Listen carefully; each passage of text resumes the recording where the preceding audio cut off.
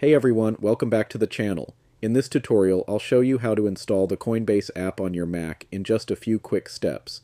Let's get right into it. First, open Safari. You can do that by clicking the Safari icon in your dock or by using Spotlight Search. Just press Command plus space, type Safari, and hit Enter. Once Safari is open, go to Coinbase.com. That's the official Coinbase website. Always make sure you're visiting the real site to keep your account secure. Now look at the top of your screen and click on File in the menu bar. From the drop-down menu, select Add to Dock. A small pop-up will appear. You can rename it if you'd like, but I'll just leave it as Coinbase.